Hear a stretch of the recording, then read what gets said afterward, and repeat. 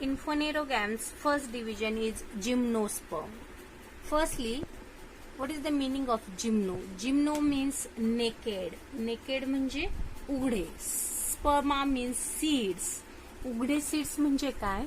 The natural covering of the seed is absent in the gymnosperms. If you take the example of mango, this mango, in the mango seed is enclosed by the pulp. So this is known as seed is covered by natural covering. But in the gymnosperm, seed is not covered. The seed is naked. Therefore, gymnosperms bears the naked seeds. If you study the characteristics of gymnosperms, these gymnosperm plants are mostly evergreen. Evergreen म्हणजे सदाहरित. Mostly they are found in a colder region. They are woody plants and also perennial. What is the meaning of perennial? Means there is annual. You know the annual word. Annual म्हणजे वार्षिक आणि perennial means many years, ज्याला मराठीमध्ये बहुवार्षिक.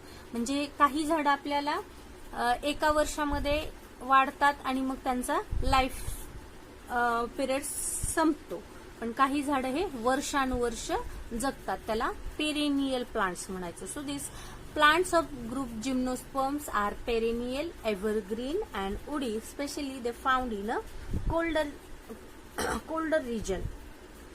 Then also their stems are without branches.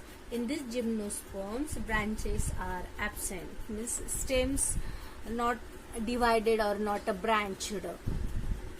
Among them, the leaves form a crown. त्यांच्या stem हे branched नसतं किंवा त्यांना फांद्या नसतात, तर मग कशा पद्धतीचं स्ट्रक्चर असतं, तर त्यांचे लिव्ज म्हणजे पानांचा क्राऊन. क्राऊन म्हणजे मुकुट तयार केला जातो पानांचा. अशा पद्धतीनं यांच्या पानांचा एक प्रकारचा मुकुट, ज्याला इंग्लिशमध्ये आपण क्राऊन म्हणतो, तर एकत्र पानं येऊन they form the crown. Then these plants bear male and female flowers on different sporophylls of the same plants. Male and female flowers are different on different sporophylls of the same plants. एकाच झाडावरती mail आणि female flowers वेगवेगळ्या sporophyll वरती येतात. Sporophylls is a one type of modified leaves which bears the sporangiums. Now, the seeds of these plants do not have the natural covering. You know, this gymno means naked, means there is a absence of natural covering. So, these plants are called as gymnosperms. These plants do not form fruits and are therefore called as gymnosperms. Example of these gymnosperms, for example, cycas, thuja. This thuja is very important or popular for you. In garden you used as an ornamental plant also. thuja मराठीमध्ये याला मोरपंखी म्हटलं जातं. अगदी बुकेमध्ये वगैरे वापरलं जातं. छोट्या छोट्या पानांसारखं जे असतं, जे मोरपिसासारखं दिसतं, त्याला मयूरपंखी मराठीमध्ये म्हटलं जातं आणि त्याचंच सायंटिफिक नेम आहे thuja. Then Picea, this is the very well known tree, that is the Christmas tree. आपल्याला ख्रिसमस ट्री माहितीये, जो असा उतरत असतो, त्याला आपण कधी फुलं लागलेले पाहिलेत का? नाही. तर ह्या अशा पद्धतीचा हा ख्रिसमस ट्री जो असतो तो सुद्धा जिम्नोस्पर्मचा आहे, because their seeds are naked. Then next example is Pinus, means देवदार. देवदार वृक्ष हा बऱ्याच वेळा इमारतीच्या लाकडासाठी वापरला जातो. तर याच्या कॅरेक्टरिस्टिक मध्ये आपण बघितलं, दीज प्लांट्स आर उडी, म्हणजे त्यांच्यापासून आपल्याला लाकूड मिळतं जे आपण इमारतीसाठी वापरतो. So Pinus, Picea means Christmas, Pinus means deodar, then thuja that is a मयूरपंखी, Cycas are all the examples of this group gymnosperms. एक गोष्ट लक्षात ठेवायची, gymno means naked and sperma means seeds. ज्या वनस्पतींचे सीड्स म्हणजे बिया ह्या उघड्या आहेत, आपल्याला उघड्या डोळ्यांनी दिसतात, त्यांना म्हणायचं gymnosperms. And the next is angiosperms. According to its name, Angio means natural covering and sperma means seeds. Means seed is naturally covered, it is known as angiosperms. The characteristics of this flowers are reproductive organs of this gymno. In angiosperms, plants contain the reproductive organ. Special reproductive organ is flower in this angiosperms. Then flowers developed into the fruits, and the seeds are formed within the fruits. Means it is covered by the fruit. Means seeds are not naked, they are covered by the natural covering, therefore it is known as angiosperms. Then the seeds can be divided into two equal halves or knot of these angiosperms plants. According to this basic criteria, these angiosperms are classified into two groups, that is the dicot and monocot. Before that, there is one activity in your book. You can soak the seeds of corn, beans, groundnut, tamarind, mango, wheat, etc. Means तुमच्या घरामध्ये जे काही धान्य आहे ते तुम्ही काय करू शकता, सोक म्हणजे पाण्यामध्ये भिजवून ठेवायचं. 5 ते 6 तास तुम्ही भिजवल्यानंतर प्रत्येक सीड घ्यायचा आणि तो हाताने क्रश करायचा. क्रश केल्यानंतर तुम्हाला जर त्या बियाचे 2 इक्वल पार्ट झाले तर त्याला म्हणायचं डायकॉटिलिडॉन. फॉर एक्झाम्पल, सपोज आपण घरी शेंगदाणे पाहतो, शेंगदाण्याला तुम्ही दाबल्यानंतर काय होतं, त्याच्या आपण 2 भाग करतो, बरोबर आहे. म्हणजे एकसारखे समान त्या बियाचे भाग झाले, म्हणजे डाय मीन्स 2, कॉट मीन्स कॉटिलिडॉन्स म्हणजे दल, मराठीमध्ये याला म्हटलं जातं दल. तुम्ही एक दल द्विदल धान्य शिकला असाल. मग 2 सारख्या दलामध्ये जर त्या बियाचं विभाजन होत असेल तर त्याला म्हणायचं द्विदल म्हणजेच डायकॉटिलिडॉन्स, और in short it is known as dicot.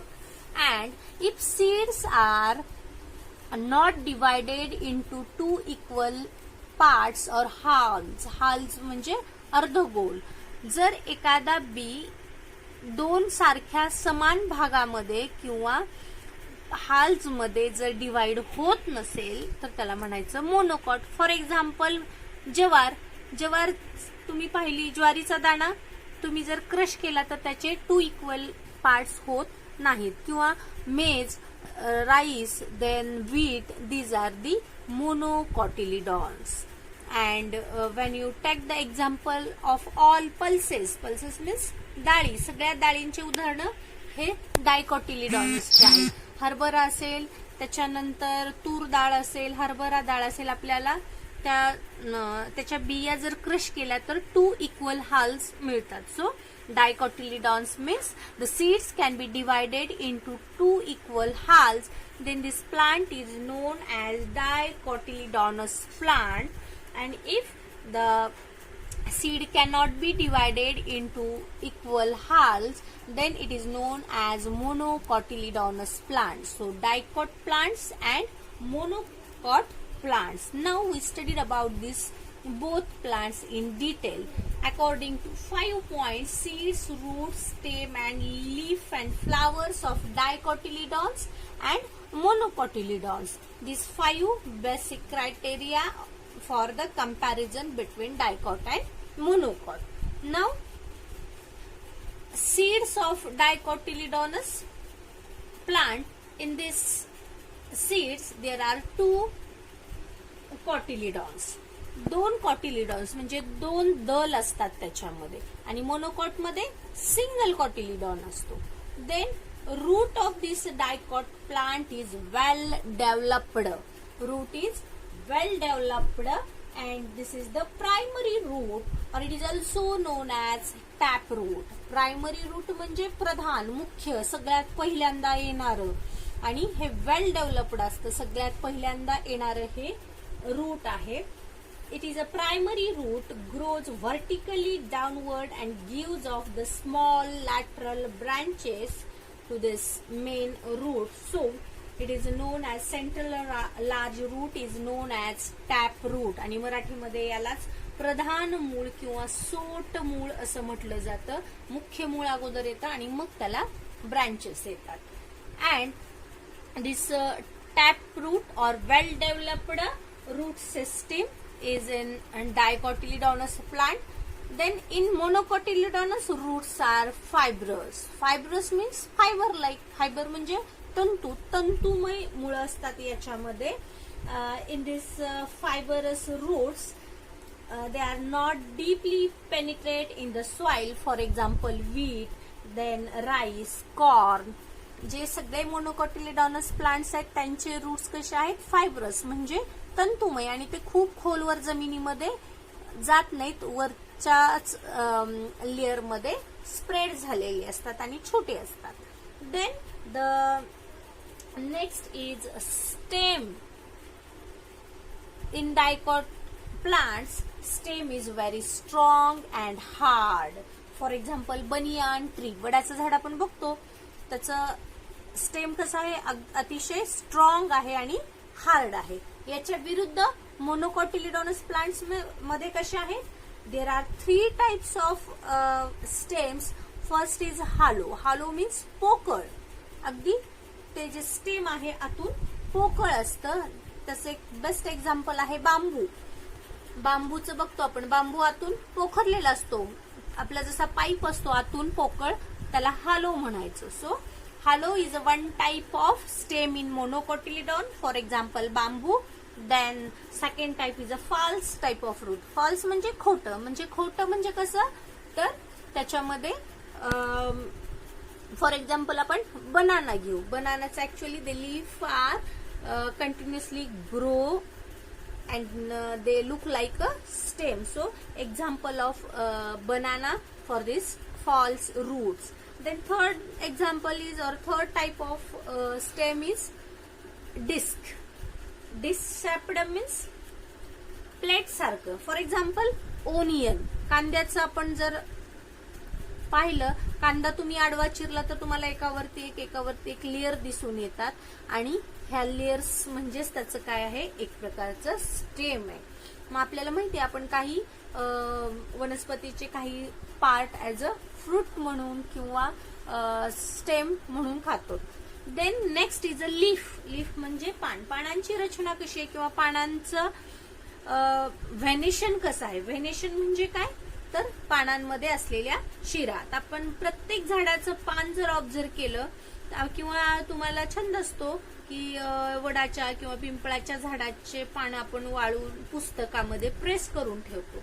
काही दिवसांनी काय होतं, किंवा तुम्ही ती ऍक्टिव्हिटी पण एखाद्या सायन्स बुक मधले पाहिली असेल की एक पान तुम्ही 1-2 दिवस पाण्यामध्ये भिजू घाला झाडाचं पान, आणि नंतर काय होतं, वाळवल्यानंतर मधला जो काही ग्रीनी लीफ पार्ट आहे तो रिमूव्ह होतो, आणि ज्या काही शिरा आपण त्याला मराठीमध्ये म्हणतो त्या मागे राहतात. त्या म्हणजे काय आहेत, या व्हेनेशन्स आहेत. मग व्हेनेशन कसं आहे लीफ मधलं, तर त्यामध्ये 2 प्रकार आहेत व्हेनेशन मध्ये. डायकॉट प्लांट्स मध्ये लीफ व्हेनेशन आहे रेटिक्युलेट. दिस रेटिक्युलेट म्हणजे जाळीदार. Reticulate venation is one type of venation in the leaf. Veins are arranged in web-like or network-like structure. Means if you take the example of this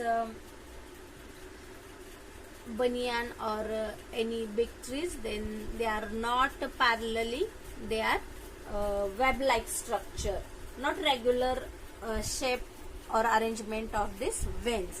And if you take the example of this monocot, in this monocot leaf venation is parallel. Parallel means they are parallelly arranged. Veins are parallelly arranged to each other. So parallel venation and reticulate venation. Reticulate म्हणजे जाळीदार, web like, network like structure veins पानांमध्ये असतं. कशामध्ये, डायकोटिलिडॉनस plants मध्ये. आणि parallel venation कशामध्ये आहे, monocotyledonous plants मध्ये. Now the last point is flower. On the basis of this flower, dicotyledonous plants are tetramerous or pentamerous. Tetra means 4, penta means 5. So this tetramerous plant म्हणजे जर तुम्ही एखादं flower एखाद्या झाडाचं observe केलं तर त्यामध्ये तुम्हाला काय दिसून येतं, इन दिस टेट्रामेरस प्लांट त्याच्या ज्या काही पाकळ्या असतील त्या समजा 4 पाकळ्या किंवा 4च्या पटीमध्ये 4, 8 अशा जर पाकळ्या असतील तर त्यांना म्हणायचं टेट्रामेरस आणि 5 असतील तर त्यांना म्हणायचं पेंटामेरस. सो टेट्रामेरस फ्लावर असतं किंवा पेंटामेरस. टेट्रामेरस म्हणजे 4 किंवा 4च्या पटीत जे असतील त्यांना म्हणायचं टेट्रामेरस, किंवा 5 पाकळ्या आणि 5च्या पटीतल्या असतील तर त्यांना म्हणायचं pentamerous. So flowers with 4 or 5 parts of in their multiples, then they are known as tetramerous or pentamerous. For example, in this pentamerous, sunflower rose, china rose, etc. are the pentamerous, and in this tetramerous there is a evening prime rose or cruciferous are the tetramerous flowers. They are the dicotyledons, and in the monocotyledon flowers with 3 parts, therefore it is known as trimerous. They are flowers with 3 parts or in multiples of 3, means there may be 3 into 2, there's 6 or maybe 9 petals are present, then it is known as trimerous flower. So in this monocotyledons, trimerous flower examples are orchids, lilies are trimerous flowers in the monocotyledon. So this is very important difference between dicotyledon and monocotyledon. In your exam, this question may be asked for 2 to 3 marks, difference between dicotyledonous and monocotyledonous, or maybe complete the chart according to these 5 points. So this is about the angiosperms, means in this chapter we studied the classification of kingdom Plantae. This kingdom Plantae is classified into 2 main groups, cryptogam, phanerogams. In phanerogams there are 3 divisions, Halophyta, Bryophyta and Pteridophyta, and in phanerogams there are 2 divisions, gymnosperms and angiosperms. Again this angiosperm is divided into dicotyledonous and monocotyledonous. So our first means 6th chapter or first chapter of B section is completed. Now you can complete the exercise given in your textbook. There are 6 questions are given, so complete in your science notebook. Thank you.